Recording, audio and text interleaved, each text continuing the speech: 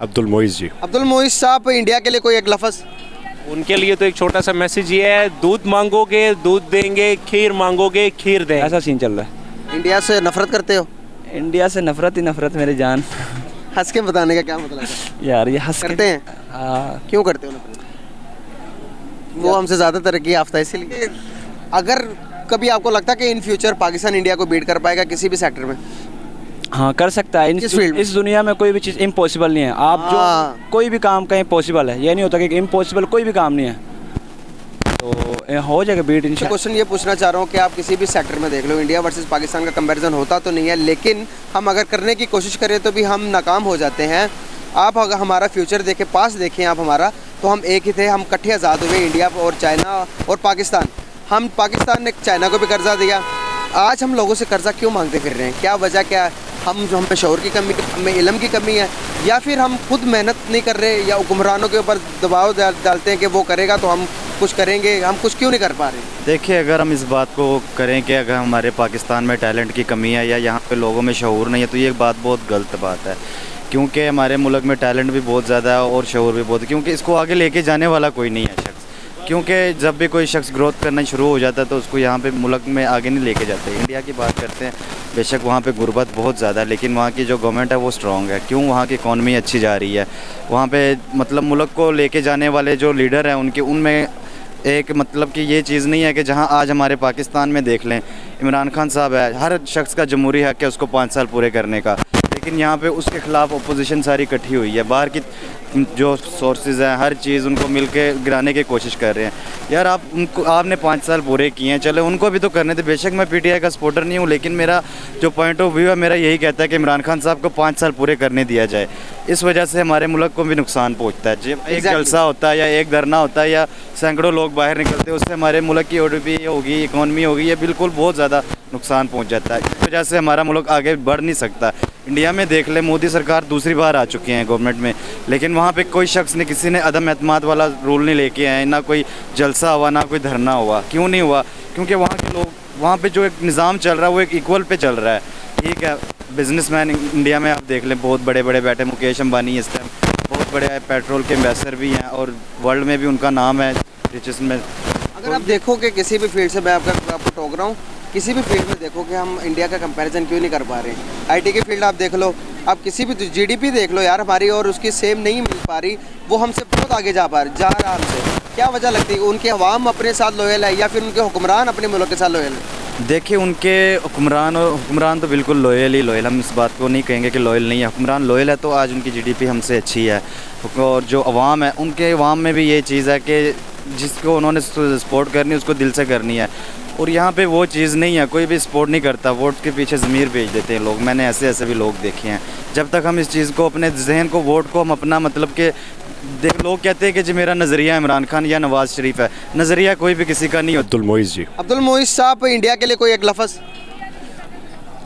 यार क्या कहना है उसके लिए? कोई एक लफ्ज़ बोल दो जो आप इंडिया सुनते ही आपके माइंड में फर्स्ट वर्ड आया, वो बोल दो। यार एक सबसे बड़ा टॉपिक तो ये है ना कि हमारे जो कश्मीर में भाई बहन बैठे हैं, अगर आप उनके बारे में नहीं सोचते, अगर आप उनके बारे में नहीं सोच सकते, तो मुझे नहीं लगता कि हम कुछ कहने चाहते, हमें कुछ कहना भी चाहिए। या कश्मीरी अगर खुद अपने बारे में ना सोचना चाहें तो?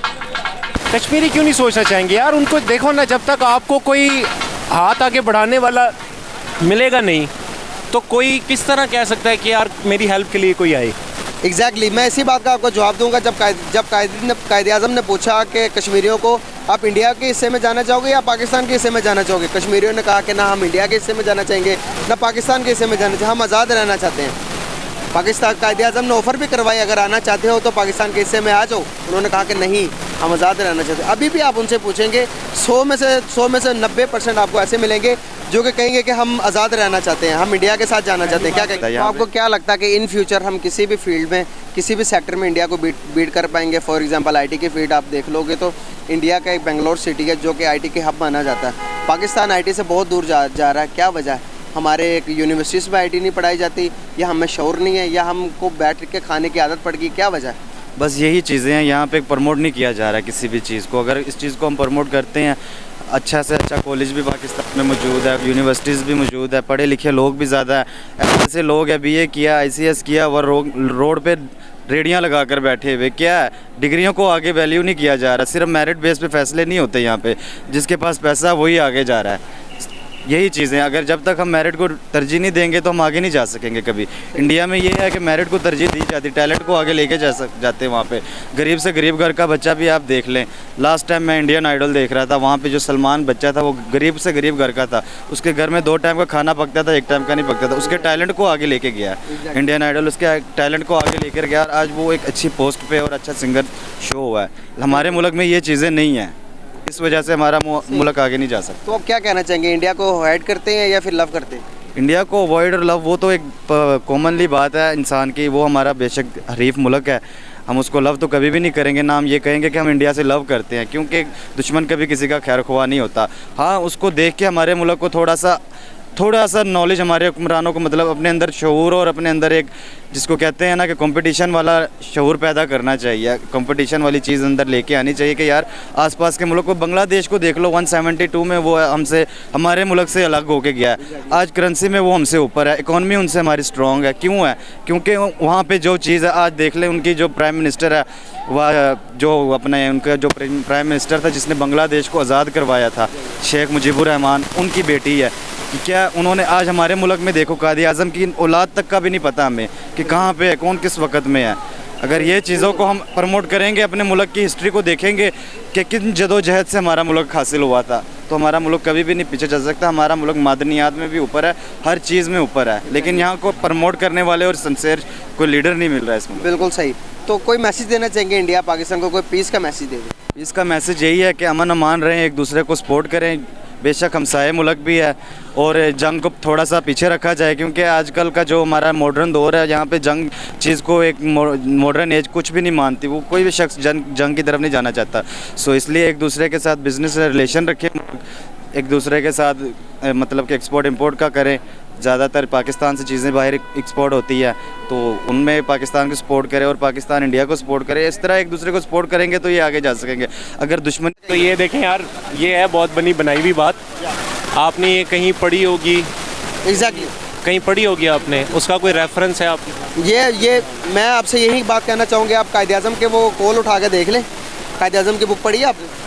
नहीं, वो तो आप 14 नकात वाली बात मेरे से करें ना। जी ना, आप उन हकीकतों को से वाकिफ हैं और ना आप जब आपने 30 सी बात ये है मेरी जान, बात इतनी सी है, कश्मीर के लिए सबसे बड़ी बात तो ये कि ये नारे शारे जो बन रहे हैं और ये सारी चीज़ें जो गाने बन रहे हैं, हम सिर्फ गानों की हद तक रहे तो अल्लाह माफ़ करे, ये जो नाच गाने चल रहे हैं कैसे जाएंगे?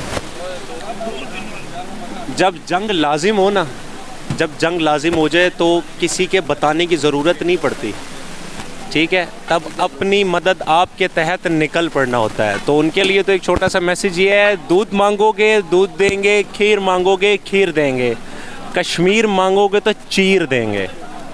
ज़बरदस्त। गाइस, आपको भाई का मैसेज अच्छा लगा होगा। थैंक यू सो मच, आप करो, ठीक है, बड़ी मेहरबानी सर, थैंक यू।